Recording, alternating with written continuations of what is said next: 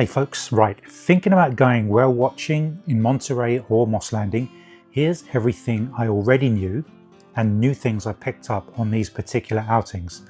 What to expect, what to bring, and how to make the most of it.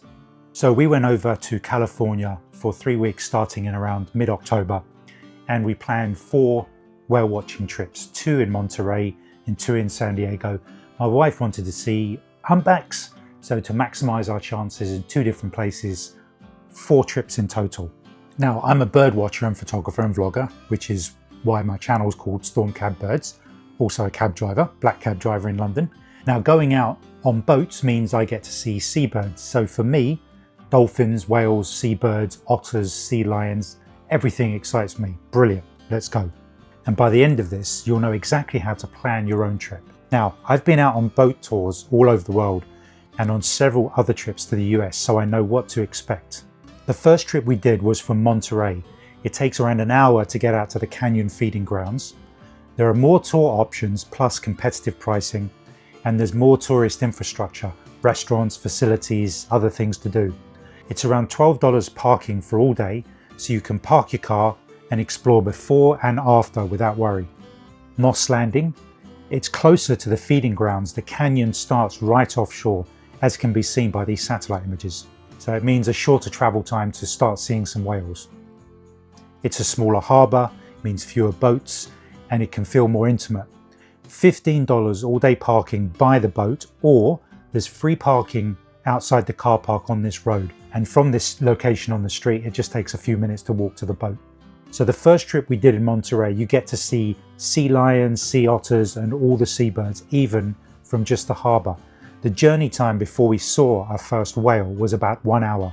I did see lots of bored faces, but I'm a bird watcher, so I had something to point my camera at during the whole trip. I picked up a few what we call lifers, birds I've never seen before. On this trip, we were blessed with breaching humpback whales, which on this occasion, I couldn't get any photos or video of as they jumped out in random spots. I did manage lots of tail flukes as you could time them really well. However, we did have a pod of orca whales show up, very unexpectedly we were told, and I got a breach.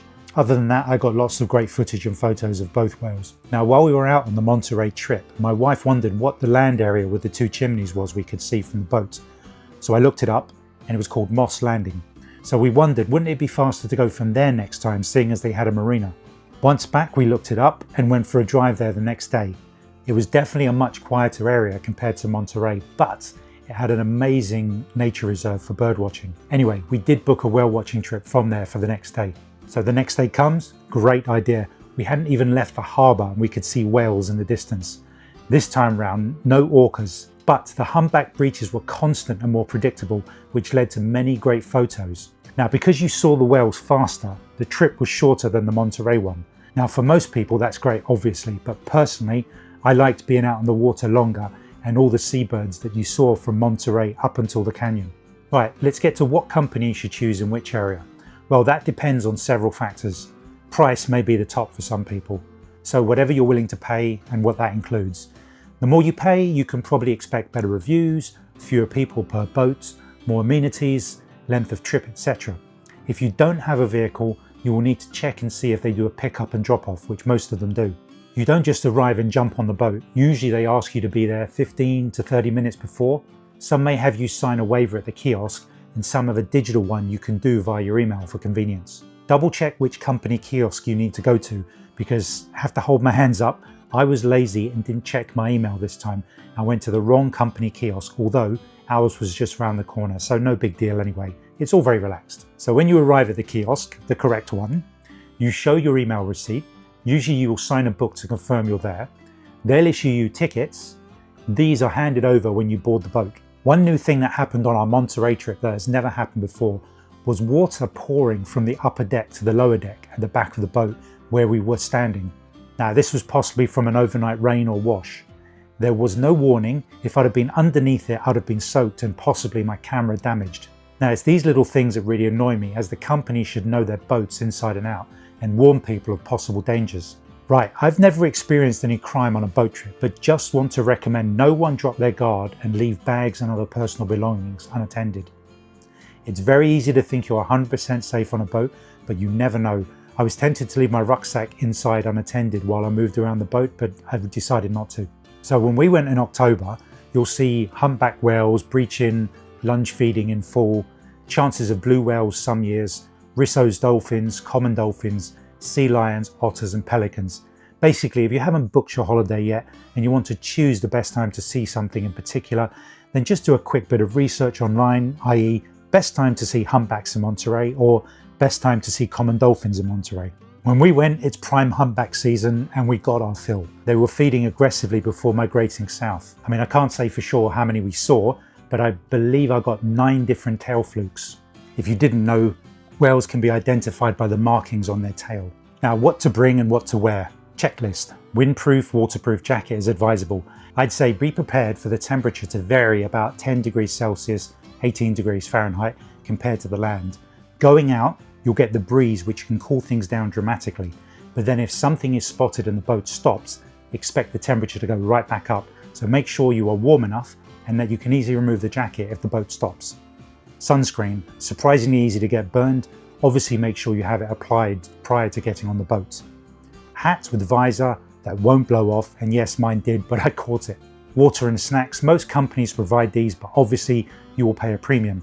Before you book, scroll down to the what's included section. Sunglasses, even better, are ones that are polarized. That means you can see through reflections in the water and track the animals better. Now, if like me you have valuable photography equipment, make sure you have it secured to your body somehow. If you lose grip, if somebody bumps into you, it doesn't go overboard or smashes down on the deck. Some sort of rain sea spray cover is always recommended, as there will be water. Also have a wrist strap for your phone. People can get very excited when they're angling for a good viewing spot and they could just barge into you and knock your phone out of your hand. Now, seasickness, what to expect. This is a huge one. I've probably got the worst motion sickness of anyone I've ever met, but luckily I discovered the motion sickness prevention tablet Stugron here in the UK 20 years ago. You can get it over the counter at most pharmacies. I use it for boat rides and flights. It works phenomenally well for me. Now, I've probably been on 50 boat trips in the last 25 years and was always shocked there was pretty much no warning about motion sickness. So I was pleasantly surprised that on all the boat trips I did while in the US, they all did a talk on motion sickness and offered pills or wristbands. My advice is if you don't know that you suffer seasickness, then maybe do a very short boat ride test before booking to go out for several hours. Finding out just 5 minutes in and then having to suffer 4 hours is not going to be pleasant at all. And I've seen it all, people slumped on benches or hanging over the back of the boat. So as a fellow sufferer, the best place if you are feeling unwell will be the lower deck at the back. The front and upper decks move way more, trust me. They will tell you under no circumstances go into the toilets, as the enclosed areas will make you feel even worse. Avoid watching your screen and look at the horizon. If you think you might be alright, it may still be a good idea to bring some ginger sweets to suck on or ginger ale, especially if it contains real ginger. It helps settle nausea and the carbonation can ease stomach pressure. The same with lemon lime soda like Sprite or 7-Up. Good in small sips, again mild flavour and bubbles can soothe the stomach. Even on a calm day some people feel queasy. If you're even slightly prone to motion sickness, prepare. It can make or break your trip. Photography and filming tips. Keep your camera ready, whales surface unpredictably. Stabilization matters, boat rock equals shaky footage. For phones, use the 0.5 times or the 1 times, avoid big zooms. Protect devices from spray. Move quickly across the deck when naturalists call the sightings. You quickly learn that whales don't wait for you to get the camera settings right, so keep your device on and ready. Some etiquette and safety, stay behind the railings, don't crowd one side too hard, listen to the crew and naturalists, and keep a respectful distance from the wildlife. Final tips, arrive early for the best spots on the boat, bring a microfiber cloth for lens spray, eat something light before boarding, don't wear flip-flops, bring cash for tipping the crew and the naturalists. The whale watching here was truly unforgettable. If you're heading to Monterey or Moss Landing, you're in for an amazing time. Let me know in the comments if you want a full packing list or tips on choosing the right tour, and I'll speak to you next time.